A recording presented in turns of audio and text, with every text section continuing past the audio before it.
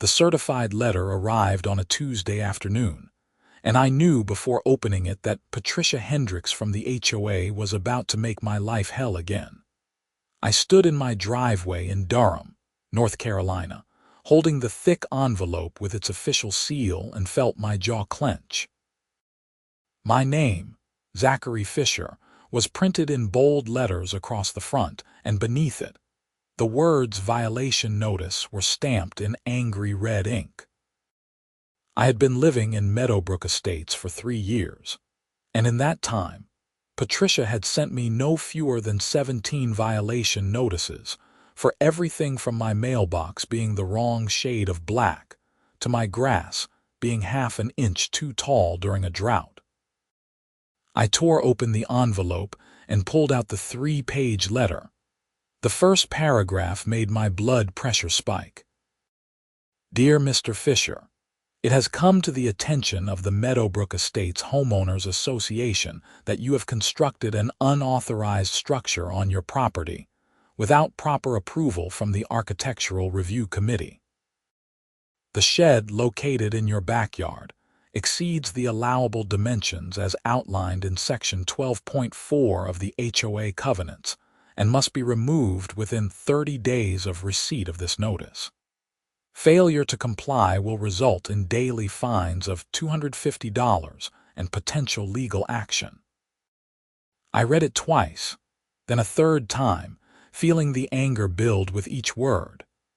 The shed in question was a perfectly reasonable 10 by 12-foot structure I had built 6 months ago to store my lawn equipment and tools. I had checked the covenants before building it, and according to the documents I received when I purchased the house, sheds under 120 square feet were permitted without special approval. My shed was exactly 120 square feet. I grabbed my phone and called my best friend Marcus, who had helped me build the shed. "You are not going to believe this," I said when he answered. "Patricia is demanding I tear down the shed." Marcus groaned. "What is her problem now? She says it exceeds allowable dimensions." "But we measured everything perfectly. It is exactly 120 square feet.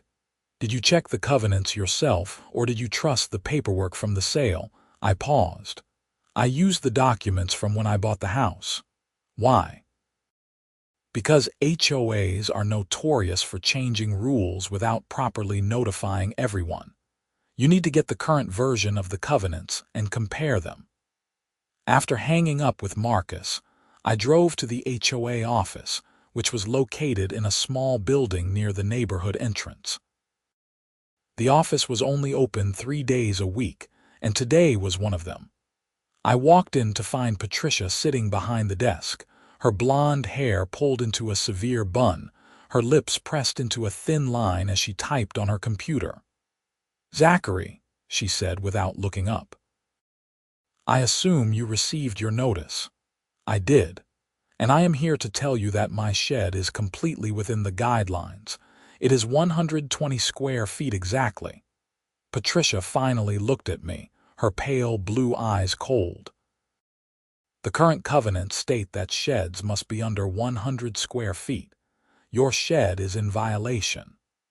The covenants I received when I purchased my home 3 years ago clearly state 120 square feet. You cannot just change the rules without proper notification." She pulled out a folder and slid it across the desk. "The covenants were amended 2 years ago. All homeowners were notified by mail."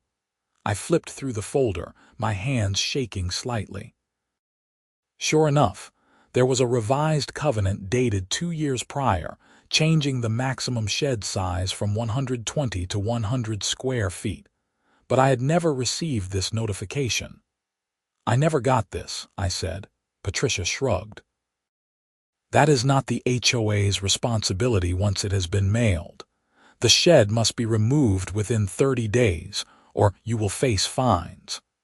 I wanted to argue further, but I could see it was pointless. Patricia had made up her mind, and she clearly enjoyed having power over the neighborhood. I left the office with the folder, determined to find a way to fight this. That evening, I sat at my kitchen table with a beer and went through every document related to my house purchase. I pulled out the title, the deed, the survey, and all the paperwork from closing. As I reviewed the survey, something caught my eye.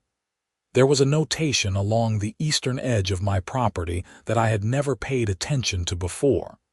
It referenced an easement, something about utility access and shared use. I grabbed my laptop and started researching easements. The more I read, the more interested I became. An easement was a legal right to use someone else's land for a specific purpose. The notation on my survey suggested that I owned an easement that extended beyond my property line, but the survey was not entirely clear about what it covered. The next morning, I called the county records office and spoke with a clerk named Janet who sounded like she had been working there since the county was founded. "I need to get detailed information about an easement on my property," I said, giving her my address. "Let me pull up your records," she said. I heard the clicking of keys. "Oh my, this is an interesting one." "What do you mean?" "Well, Mr. Fischer, it appears you own an easement that runs along the eastern edge of your property and extends into the neighboring lots.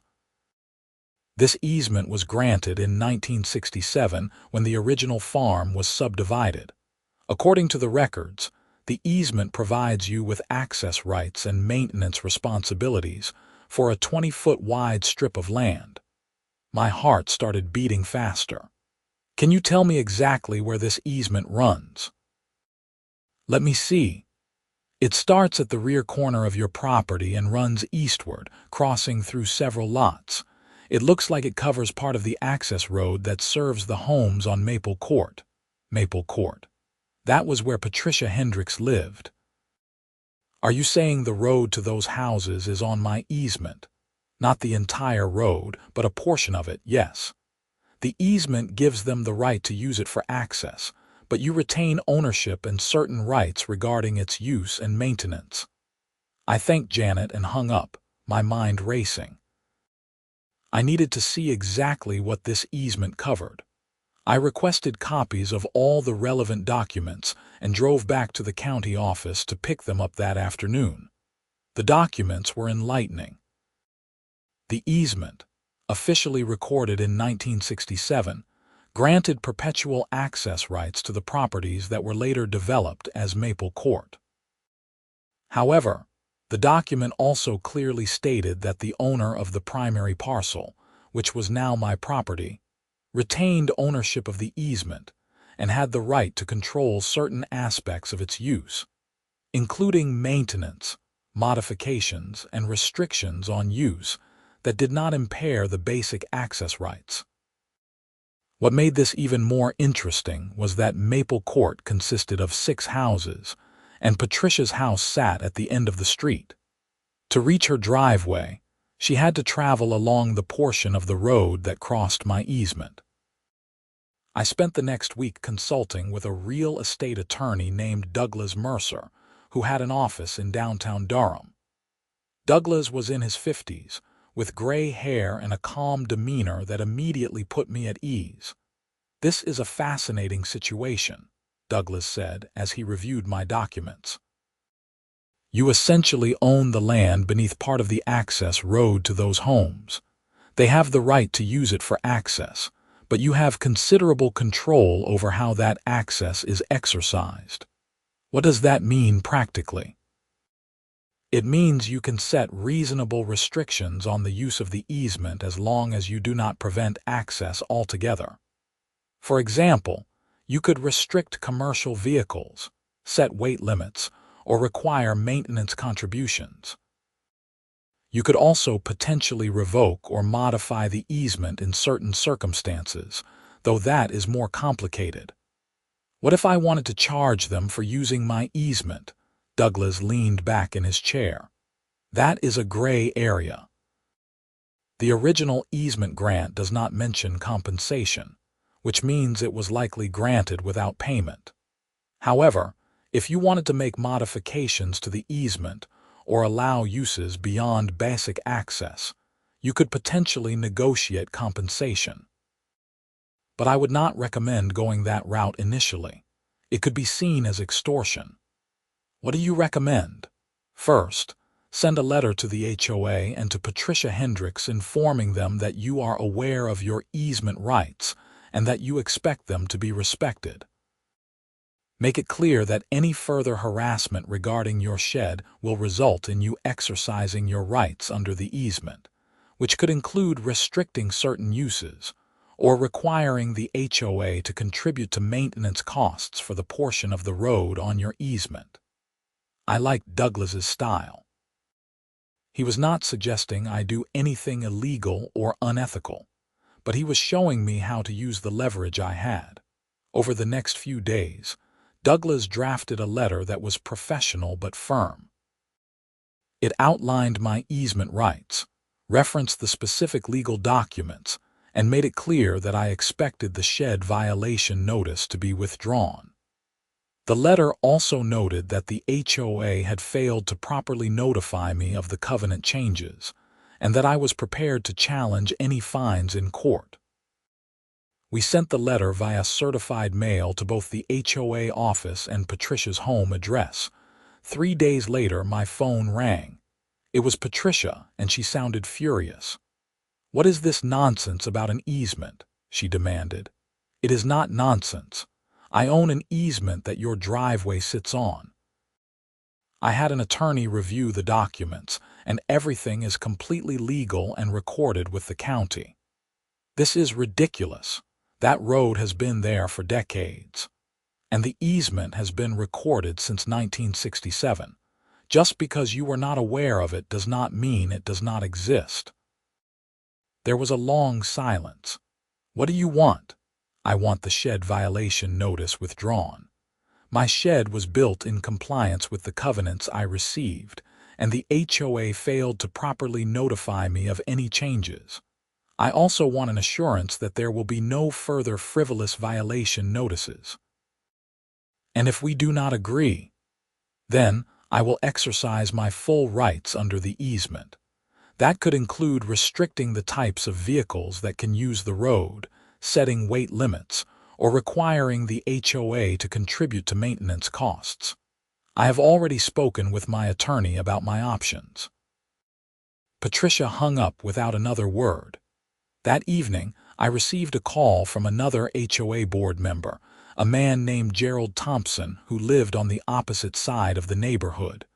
Gerald had always seemed more reasonable than Patricia. "Zachary, I just heard about this easement situation. Can we talk?" "Sure. Look, I do not want this to escalate. Patricia has a tendency to be overzealous, and I think we can work something out.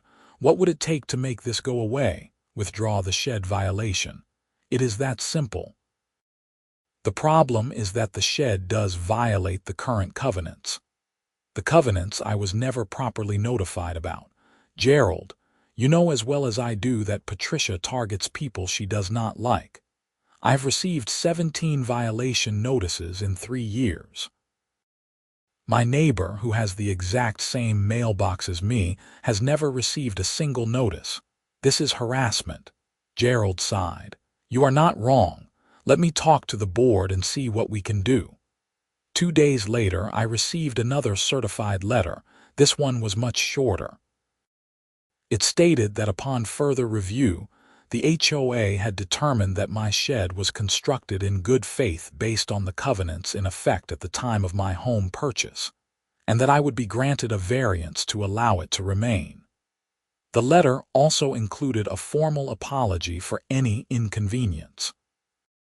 I should have been satisfied with that outcome, but I was not.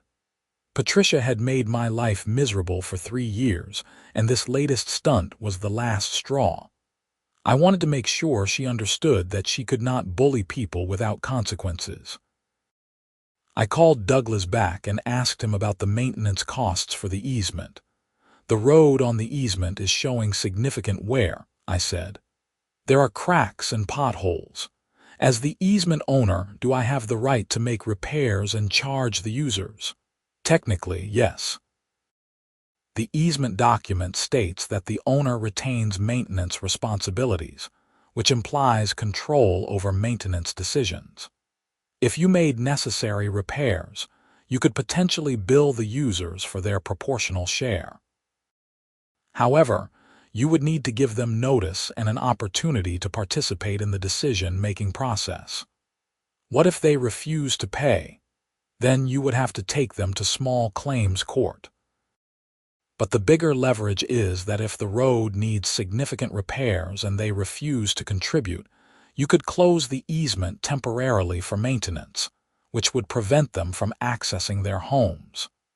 That gave me an idea. I hired a paving contractor to inspect the portion of the road on my easement and provide an estimate for repairs. The contractor, a burly man named Eddie who had been in business for 30 years, walked the road with me and took notes. "You have got some serious deterioration here," Eddie said. "These cracks are going to become major problems in the next year or two if they are not addressed. I would recommend a full resurfacing of this section." "How much are we talking?" "For this section, probably around $15,000. I asked Eddie to provide a detailed written estimate, which he did within 2 days. Armed with this document, I drafted another letter to the HOA and the 6 homeowners on Maple Court. The letter explained that, as the owner of the easement, I had a responsibility to maintain it properly. I was planning to resurface the road within the next 60 days, and I was requesting that the users of the easement contribute their proportional share of the costs, which worked out to about $2,500 per household. The response was immediate and explosive. Patricia called me within an hour of receiving the letter. "This is extortion. You cannot force us to pay for road repairs." "I am not forcing you to do anything. I am informing you that I am making necessary repairs to my property and asking you to contribute. If you choose not to contribute, that is your decision. We will sue you. Go ahead. I have consulted with an attorney and everything I am doing is completely legal. In fact, if you do not contribute and I have to cover the full cost myself, I may have to restrict access to the easement while the work is being done, which could take several weeks." "You cannot do that." "Actually, I can. During active construction, it would be unsafe to allow vehicle traffic. I would, of course, give you advance notice so you can make alternative arrangements for accessing your homes." Patricia sputtered something incoherent and hung up. Over the next week, I received calls from 4 of the 6 homeowners on Maple Court. 3 of them were willing to pay their share without much argument. They understood that the road needed repairs and that it was reasonable to split the cost. The 4th caller was less friendly but ultimately agreed. That left Patricia and one other homeowner, a retired dentist named Roger Phillips who lived next door to Patricia. Roger called me on a Friday evening. "Mr. Fischer, I received your letter about the road repairs. I have to say, I find the timing of this request suspicious given your recent dispute with the HOA. The timing is based on when I had the road inspected and received the estimate. The deterioration is real and it needs to be addressed. I do not believe I am legally required to pay for this." "You are not legally required to do anything, Roger, but I am legally entitled to make repairs to my property and to restrict access during construction for safety reasons. If you do not want to contribute, that is your choice." Roger was silent for a moment. "How long would this construction take?" "Eddie estimates about 3 weeks, weather permitting. 3 weeks without access to my home, you would still have pedestrian access, but vehicle access would be restricted during active construction." Roger muttered something under his breath. "Let me think about it." Patricia, on the other hand, escalated. She filed a complaint with the county, claiming I was trying to extort money from homeowners. The county sent an inspector to review the situation. The inspector, A woman named Lisa, who seemed thoroughly annoyed with the whole situation, walked the road with me and reviewed the easement documents. "Mr. Fischer, you are aware that you are required to maintain access under the easement terms, correct?" "Yes, and I am maintaining access. I am also making necessary repairs to prevent further deterioration. During construction, I will ensure that alternative pedestrian access is available." Lisa reviewed Eddie's estimate. "These repairs do seem necessary, and you are offering to split the cost with the users." "Yes. $2,500 per household, which is less than half the total cost. I am covering the remainder myself." Lisa nodded. "I do not see any violation here. Miss Hendricks's complaint appears to be without merit." The county closed the complaint, which only made Patricia angrier. She started a campaign within the neighborhood to paint me as a troublemaker. She sent emails to all the homeowners claiming I was trying to hold the neighborhood hostage and urging them to support legal action against me. The campaign backfired spectacularly. Several homeowners reached out to me to express their support and to share their own stories of being harassed by Patricia. I learned that I was far from the only person who had been targeted. Patricia had a history of using her position on the HOA board to bully people she did not like, and many residents were fed up with her behavior. One homeowner, a woman named Susan Torres who lived 2 streets over, called me and asked if we could meet. We met at a coffee shop near the neighborhood, and Susan brought a folder full of documents. "I have been documenting Patricia's behavior for 2 years, Susan said. "She tried to fine me for having a political sign in my yard during the last election. She claimed it violated the covenants, but the covenants explicitly allow political signs within certain size limits. When I challenged her, she started nitpicking everything about my property. She sent me violation notices for my flower beds being too tall, for having a wreath on my door that was not approved, for my kids leaving toys in the yard. It has been relentless." "Why have you not challenged her through the board?" I tried. "Patricia controls the board." "Gerald is the only reasonable one, but he is too passive to stand up to her. The other 2 board members, Nancy and Richard, just go along with whatever Patricia wants."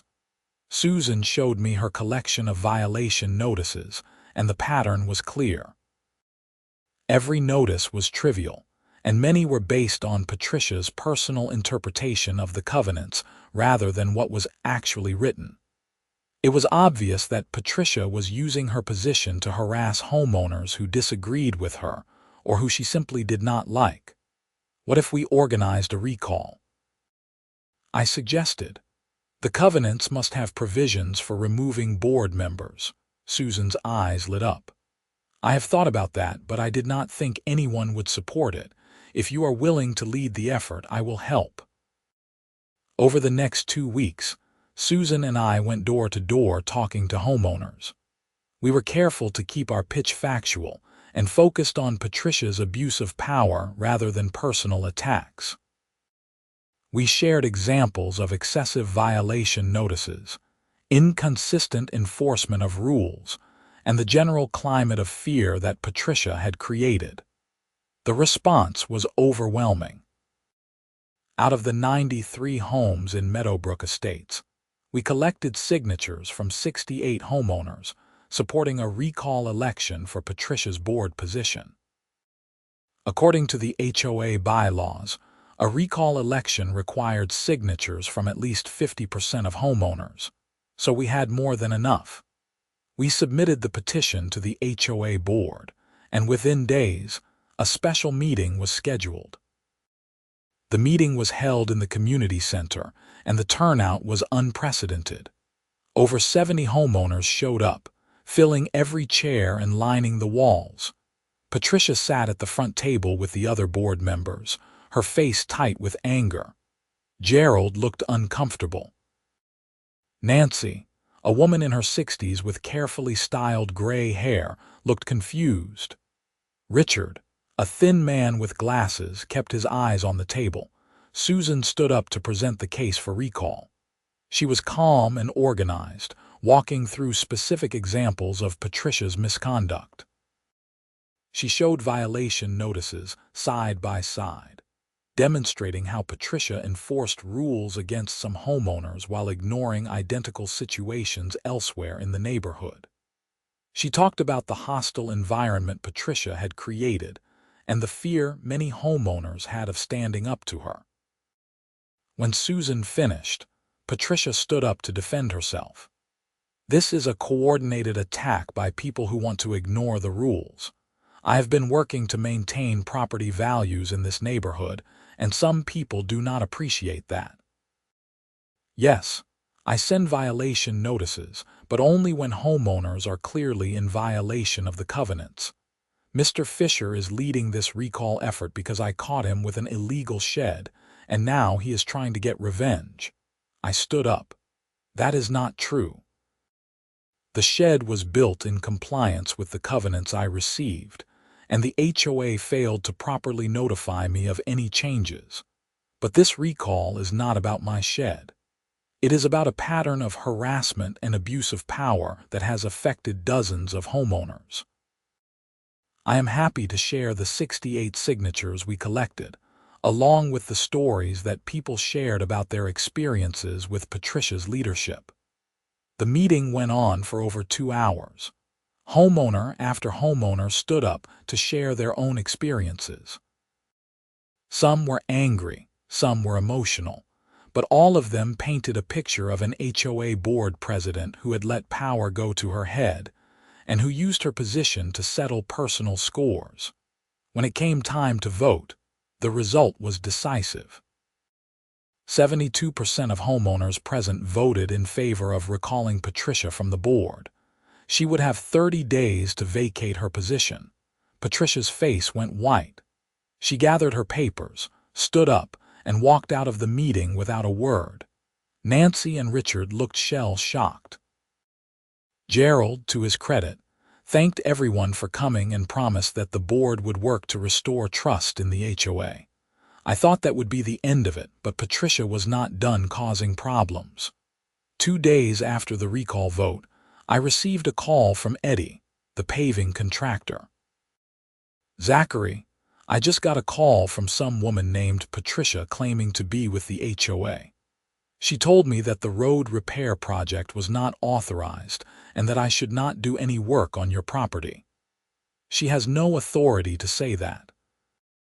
She was recalled from the board, and even if she had not been, she cannot interfere with repairs to my easement. I figured she was full of it, but I wanted to check with you. We are still on for starting the work next Monday." "Absolutely." On Monday morning, Eddie and his crew arrived with trucks and equipment. I had sent letters to all 6 homeowners on Maple Court informing them that construction would begin and that vehicle access would be restricted for approximately 3 weeks. 4 of them had paid their share of the costs. Patricia and Roger had not. The crew set up barriers at both ends of the construction zone and began tearing up the old asphalt.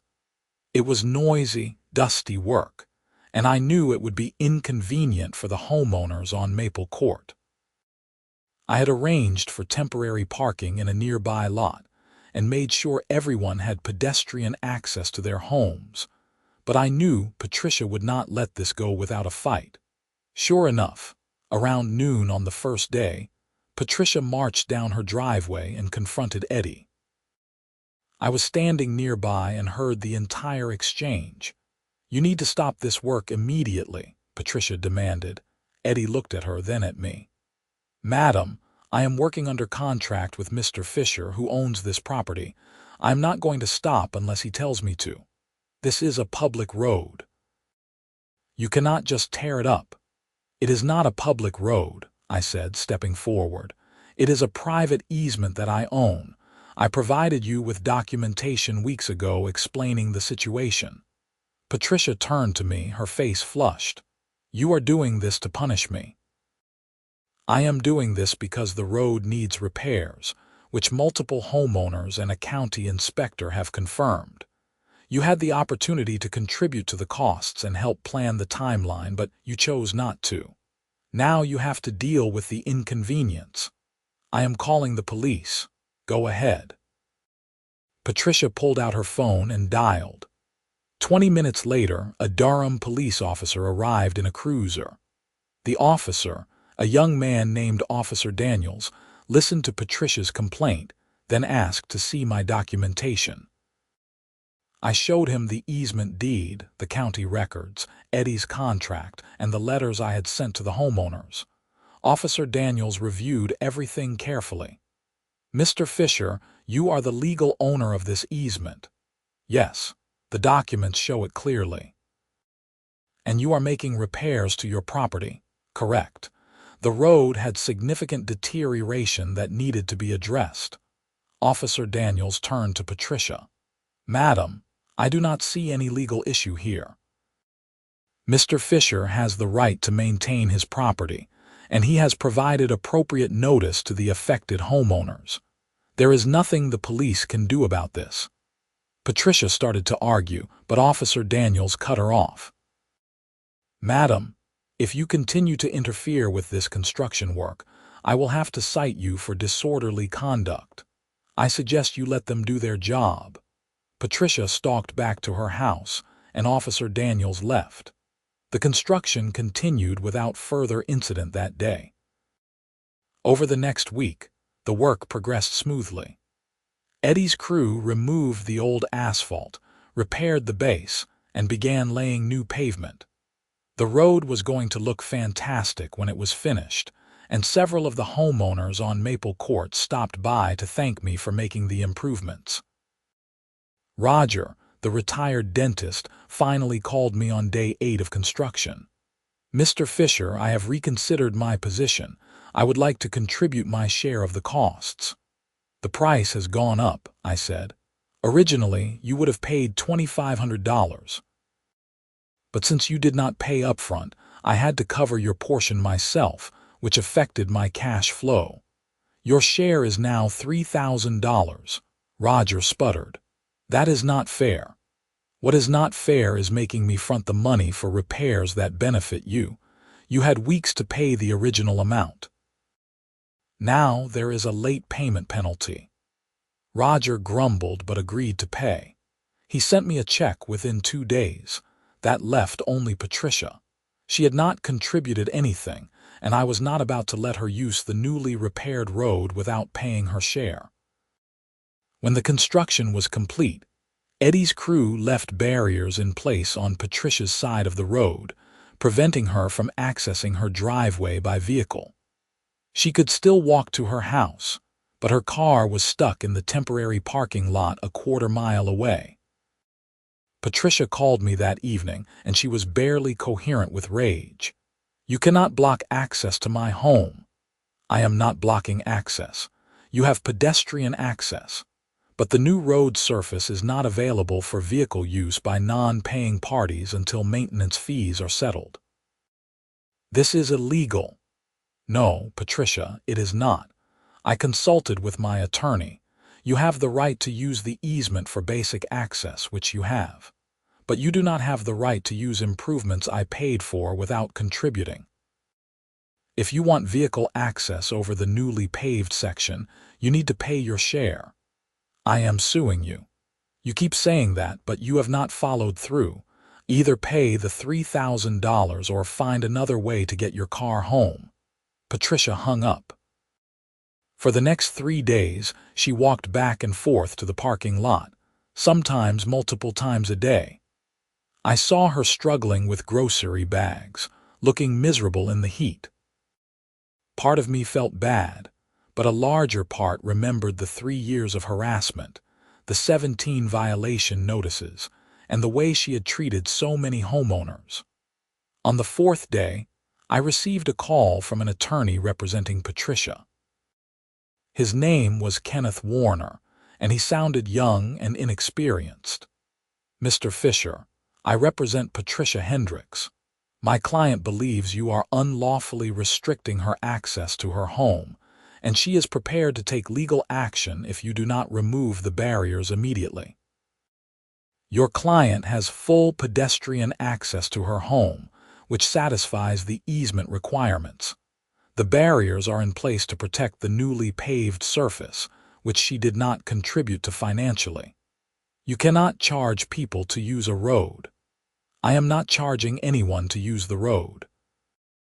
I am requiring payment for their share of maintenance costs, which is entirely within my rights as the easement owner. 4 of the 6 homeowners on Maple Court paid without complaint. Your client had the same opportunity and chose not to pay. She is welcome to continue using the unpaved path around the barriers for vehicle access if she prefers. Kenneth paused. There is an unpaved path. Yes, the barriers only block access to the newly paved section. There is a gravel path that goes around the construction area. It is not as convenient, but it provides vehicle access. Kenneth sighed. Let me talk to my client and get back to you. I never heard from Kenneth again. Instead, 3 days later, Patricia left an envelope in my mailbox. Inside was a check for $3,000 and a note that said simply, "Remove the barriers." I deposited the check, waited for it to clear, and then called Eddie to have his crew remove the barriers from Patricia's section of the road. The entire road repair project had cost me about $8,000 out of pocket after collecting contributions from the homeowners. But it was worth every penny to see the look on Patricia's face when she finally drove over the smooth new pavement to her house. The recall election for Patricia's replacement was held 3 weeks later. Susan Torres ran for the position and won by a landslide. Her first act as board president was to commission an audit of the HOA's finances and enforcement actions over the past 5 years. The audit revealed some troubling patterns. Patricia had used HOA funds to pay for personal expenses, including landscaping for her own property that she claimed was for common areas. She had also selectively enforced rules to benefit her friends while targeting people she did not like. The total amount of misappropriated funds was relatively small, around $3,000, but the pattern of abuse was clear. Susan called me to discuss the findings. "Zachary, we have enough evidence to file a criminal complaint for embezzlement and fraud. What do you think we should do?" I thought about it carefully. Patricia had made my life hell, and she had done the same to many other homeowners, but criminal charges would be a big step. Give her the option to resign from any remaining HOA positions, pay back the misappropriated funds, and sign an agreement not to run for the board again. If she does not agree, then file the complaint. Susan presented the offer to Patricia through her attorney. Patricia initially refused, claiming the audit was biased. But when Susan made it clear that the evidence would be turned over to the Durham County District Attorney's office if she did not comply, Patricia agreed to the terms. She paid back the money, resigned from all HOA committees, and signed the agreement. Life in Meadowbrook Estates improved dramatically after Patricia was gone. Susan ran the HOA with transparency and fairness.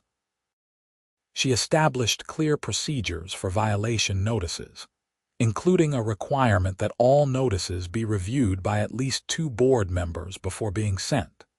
She also set up a dispute resolution process, so homeowners could challenge violations without fear of retaliation. My shed remained in place, and I never received another frivolous violation notice. The road on my easement looked beautiful, and the homeowners on Maple Court appreciated the improvement, even if it had taken some pressure to get everyone to contribute. About 6 months after the recall, I ran into Patricia at a grocery store in Durham. She was with an older woman who I assumed was her mother. Patricia saw me and immediately turned to go down another aisle, but I called out to her. "Patricia, wait." She stopped, looking wary.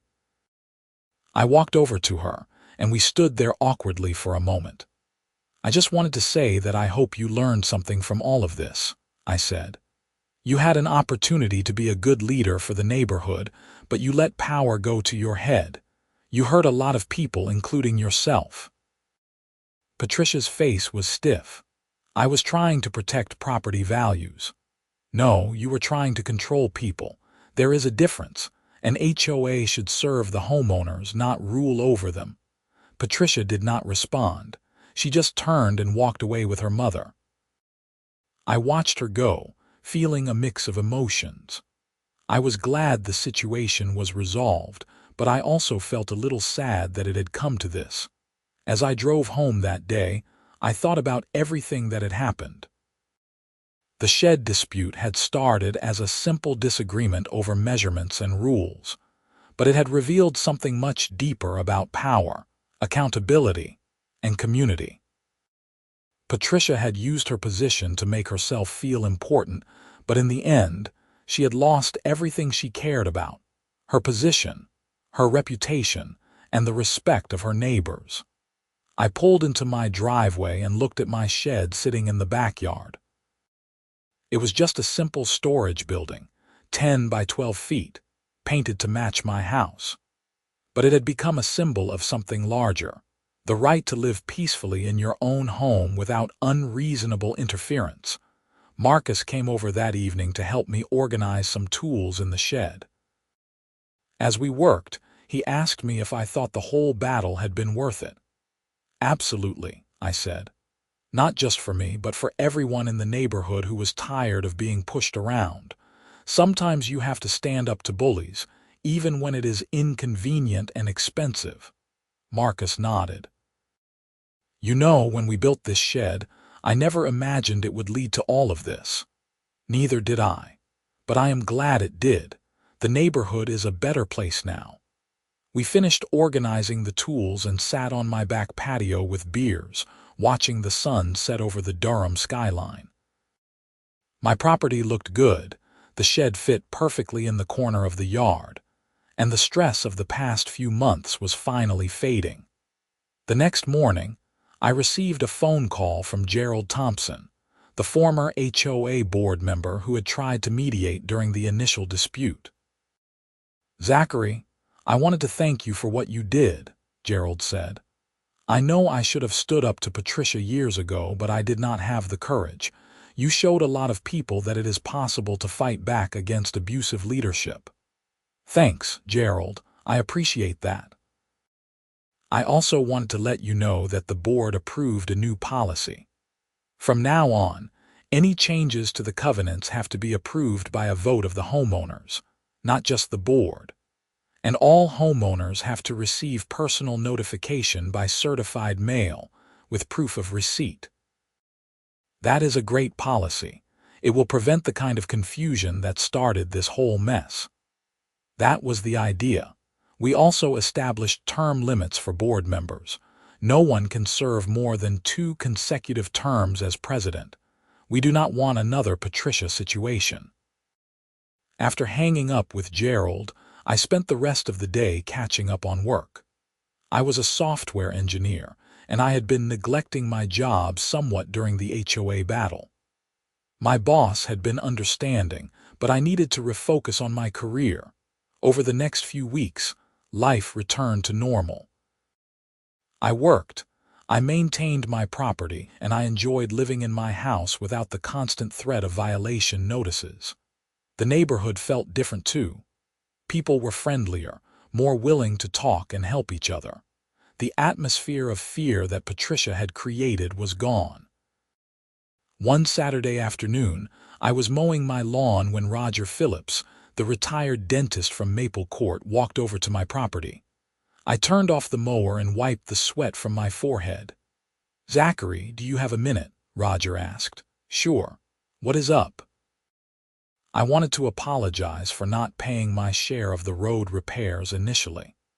I let Patricia convince me that you were just trying to extort money, but I realize now that you were being completely reasonable. The road looks great, and I use it every day. I should have trusted you from the beginning." I was surprised by Roger's apology. "I appreciate that, Roger. No hard feelings. I also wanted to ask your advice about something. I am thinking about running for the HOA board next year, and I wanted to know if you had any suggestions based on your experience."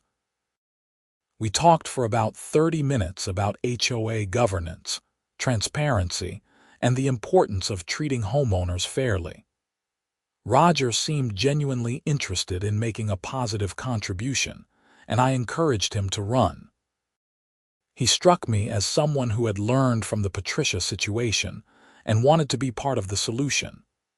That evening, I had dinner with Marcus and his wife Jennifer at their house in a neighboring subdivision. Over pasta and wine, I told them about Roger's visit and his interest in joining the HOA board. "You trust him?" Jennifer asked. She was a lawyer who specialized in corporate governance, and she had a good instinct for people's motivations. "I think so." He admitted he was wrong, which takes courage, and he seems genuinely interested in improving the neighborhood rather than wielding power. That is a good sign, but keep an eye on him. Sometimes people get elected to boards with good intentions and then get corrupted by the same power dynamics that affected Patricia. Jennifer's warning stayed with me. She was right that power could corrupt even well-intentioned people. The key was to have systems in place to prevent any one person from having too much control. A few months later, in early spring, the HOA held its annual meeting. Susan Torres gave a presentation on the changes that had been made over the past year, including the new covenant amendment process, the term limits for board members, and the dispute resolution procedures.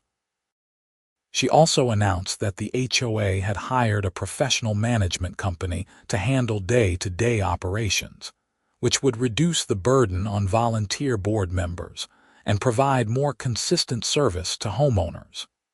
The annual meeting also included elections for 2 open board positions.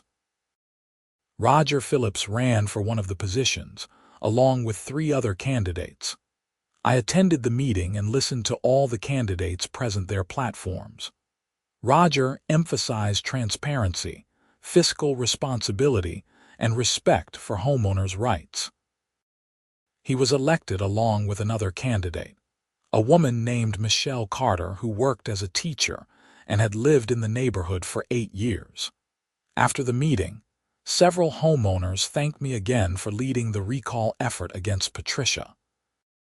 One woman, elderly and walking with a cane, grabbed my hand and said, "You saved this neighborhood, young man. I was so afraid of that horrible woman. Now I can enjoy my home again." Her words touched me deeply. I had not set out to be a hero or a neighborhood savior. I had just wanted to keep my shed and live in peace. But the battle with Patricia had turned into something much bigger, and it felt good to know that my actions had made a positive difference for so many people. As spring turned to summer, I focused on enjoying my property. I planted a garden in my backyard, using the shed to store my gardening tools and supplies.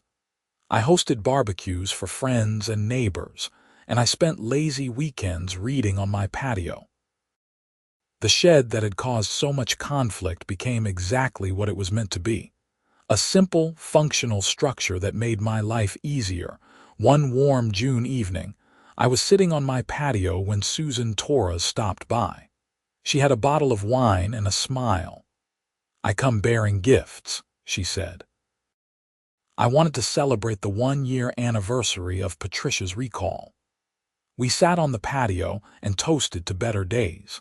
Susan told me about her experiences as HOA president and the challenges of rebuilding trust in the organization. "It has been harder than I expected," Susan admitted. "People are so used to being afraid of the HOA that they do not believe me when I say we want to help them, not harass them. It is going to take time to change that perception. You are doing a great job. People appreciate the transparency and fairness. I could not have done it without you. You were willing to stand up to Patricia when no one else would. That gave me the courage to act. We talked for hours about the neighborhood, about life, about our hopes for the future. Susan was divorced with 2 teenage kids, and she talked about the challenges of balancing work, parenting, and HOA responsibilities. I talked about my career as a software engineer and my plans to maybe start my own business someday. As the evening wound down, Susan asked me a question that caught me off guard.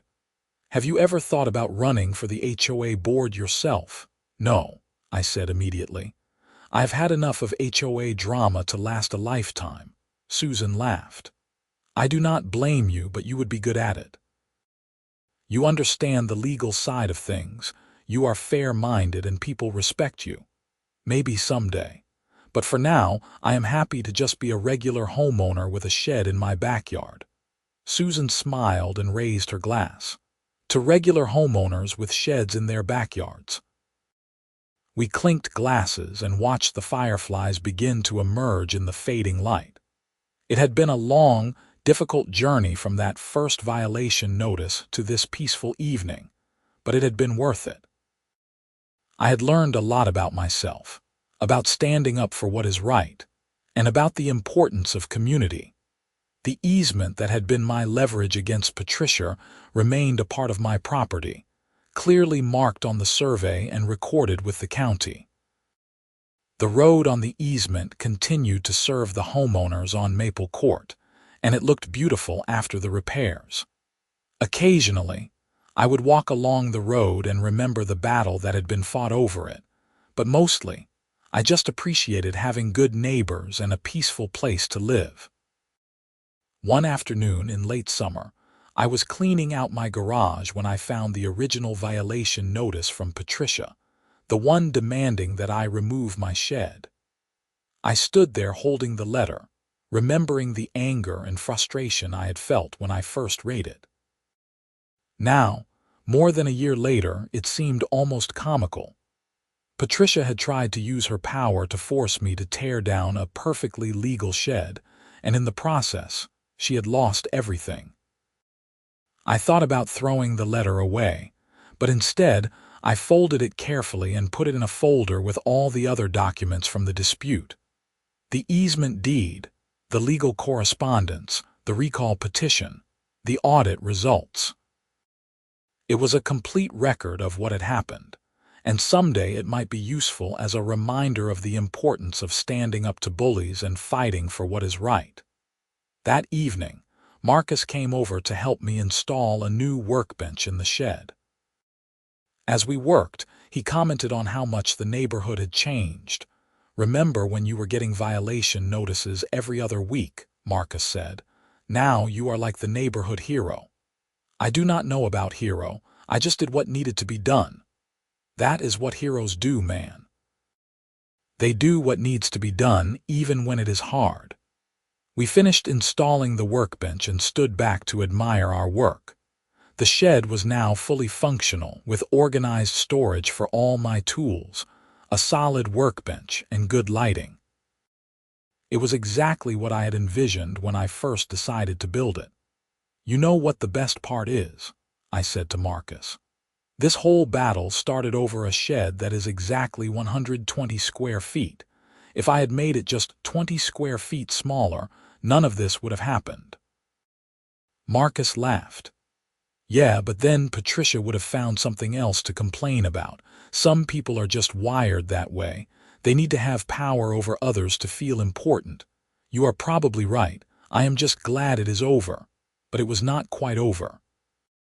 A few weeks later, I received a letter from Kenneth Warner, the attorney who had briefly represented Patricia. The letter was surprising. "Dear Mr. Fischer," it read, "I am writing to inform you that my former client, Patricia Hendricks, has filed for bankruptcy. As part of the bankruptcy proceedings, she is required to sell her home in Meadowbrook Estates. I am reaching out to you because the property has an unusual complication related to the easement that crosses her driveway. Potential buyers have expressed concern about the easement, and whether the owner might restrict access or charge fees in the future. Would you be willing to provide a written statement clarifying the terms of the easement and confirming that you have no plans to restrict reasonable access? This would help facilitate the sale of the property and might benefit everyone involved. I called Douglas Mercer, my real estate attorney, to discuss the request. "Should I provide this statement?" I asked. "You are not obligated to do anything," Douglas said. "But it might be in your interest to help facilitate the sale. A new owner might be easier to deal with than Patricia, and you do not want the property to sit vacant or go into foreclosure, which could affect your property values. What should the statement say?" "Just confirm that the easement exists as recorded, that it provides perpetual access rights to the property, and that you have no intention of restricting reasonable access or imposing unreasonable fees. You can also state that maintenance costs will be shared proportionally, which is fair and legally sound." I drafted the statement with Douglas's help and sent it to Kenneth Warner.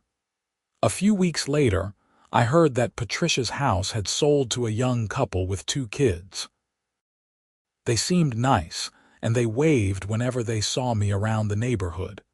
Patricia's bankruptcy and forced sale felt like the final chapter in the story. She had lost her position, her reputation, and now her home.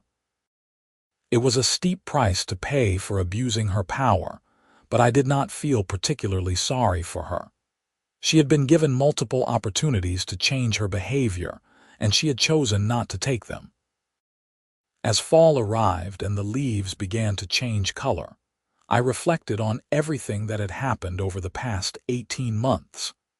What had started as a simple dispute over a shed had turned into a neighborhood-wide reckoning with abusive leadership.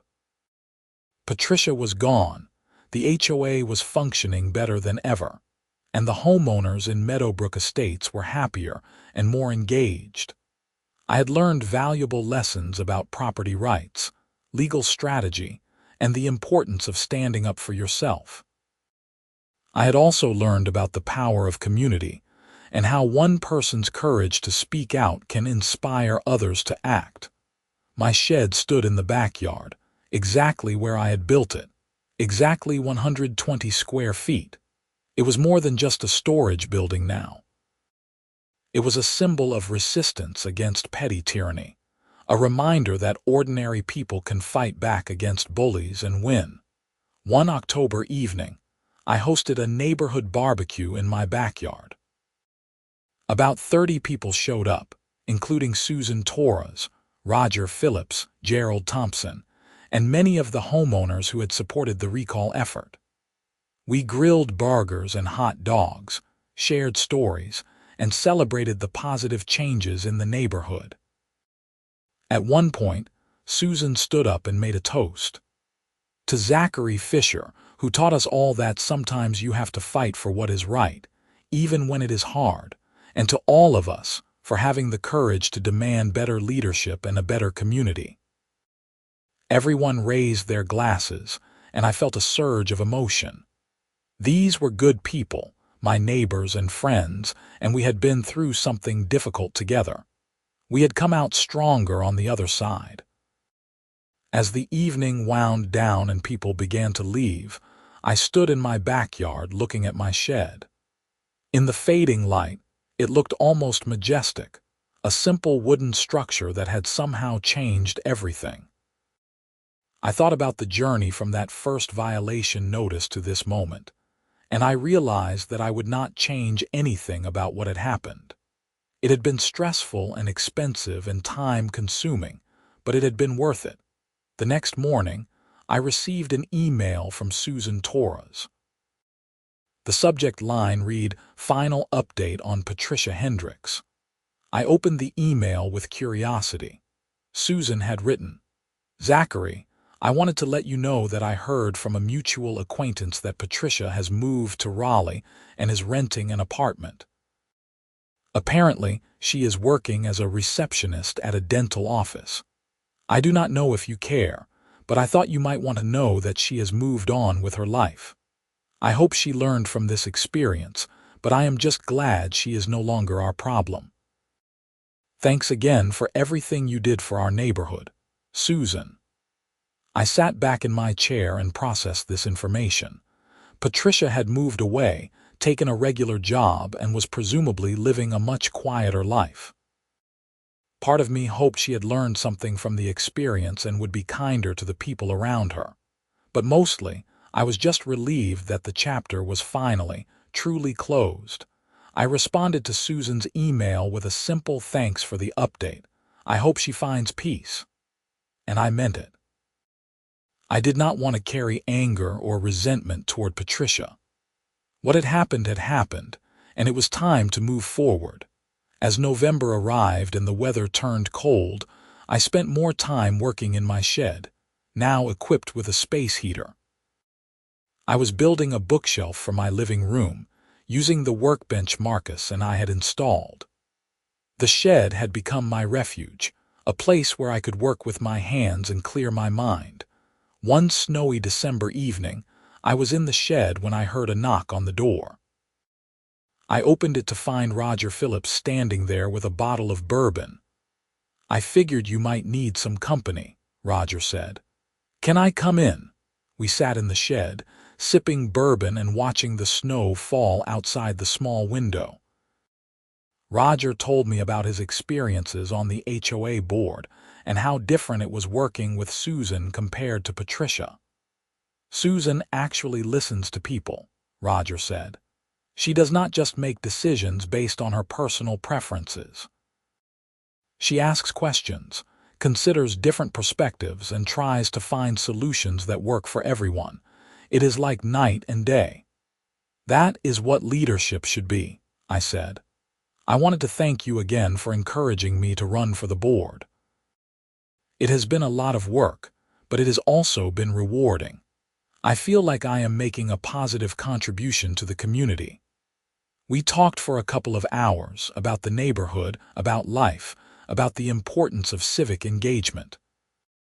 When Roger finally left, trudging through the snow back to his car, I felt grateful for the connections I had made through this whole experience. What had started as a conflict had turned into friendships and a stronger sense of community. Christmas came and went, and the new year arrived. On New Year's Eve, I stood in my backyard looking at my shed, now covered in a light dusting of snow. 2 years had passed since I first built it, and so much had changed. Patricia was gone, the neighborhood was thriving, and I had learned more about property rights, legal strategy, and community organizing than I ever expected to learn. As the fireworks began to explode in the distance, marking the arrival of the new year, I raised a glass of champagne to the shed and everything it represented. It had been a wild ride, but I had come through it stronger and wiser. And most importantly, I still had my shed, standing proud in my backyard, a permanent reminder that sometimes the little things are worth fighting for. The story of the shed and the easement became something of a legend in Meadowbrook Estates. New homeowners would hear about it during the orientation meetings that Susan had instituted, presented as a cautionary tale about the importance of fair and transparent HOA governance. My name was mentioned with a mixture of respect and amusement, as the guy who had taken on the HOA and won using an obscure property easement. I did not mind being known for the story. It was a good reminder to everyone that homeowners have rights and that those rights should be respected.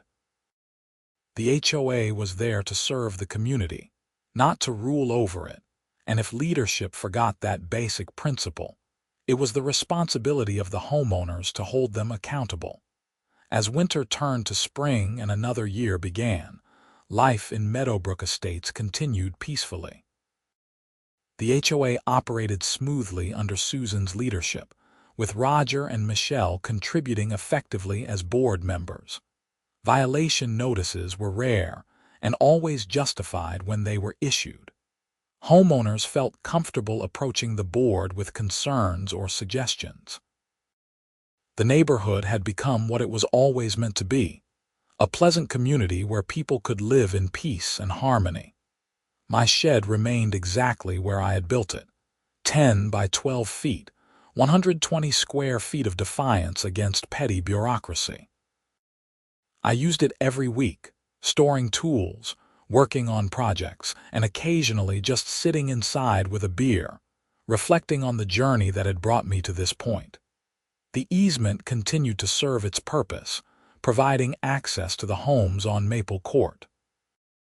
The road remained in excellent condition after the repairs, and all the homeowners contributed fairly to periodic maintenance.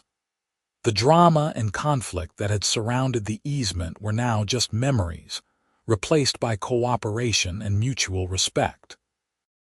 Sometimes, late at night when I could not sleep, I would go out to my shed and sit on the workbench, thinking about everything that had happened. I thought about Patricia and how her need for control had ultimately destroyed her life in the neighborhood. I thought about the homeowners who had been too afraid to speak up until someone showed them it was possible to fight back. I thought about the power of legal knowledge and strategic thinking in the face of bureaucratic bullying. But mostly, I just felt grateful. Grateful for my home, my shed, my neighbors, and the community we had built together. The battle with Patricia had been difficult, but it had made me stronger and had brought the neighborhood together in ways that never would have happened otherwise. As spring blossomed and summer approached once again, I planted my garden and prepared for another season of backyard barbecues and neighborhood gatherings.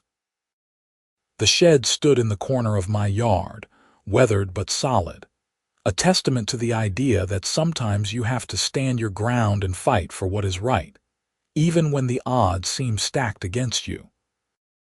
And that, ultimately, was the lesson of the shed and the easement. That ordinary people have more power than they realize, that bullies can be defeated, and that a strong community is built on principles of fairness, transparency, and mutual respect. Patricia had tried to use her position to control and intimidate, but in the end, she had only succeeded in uniting the neighborhood against her. My shed was more than just a building now.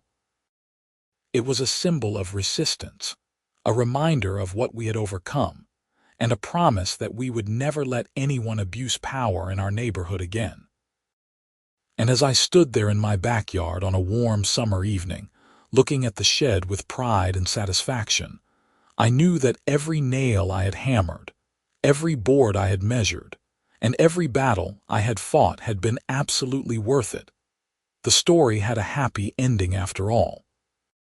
The shed remained, the neighborhood thrived, and justice had been served. Sometimes, when you stand up for yourself and refuse to be bullied, everything works out exactly as it should. And that simple wooden structure in my backyard would forever stand as proof of that fundamental truth.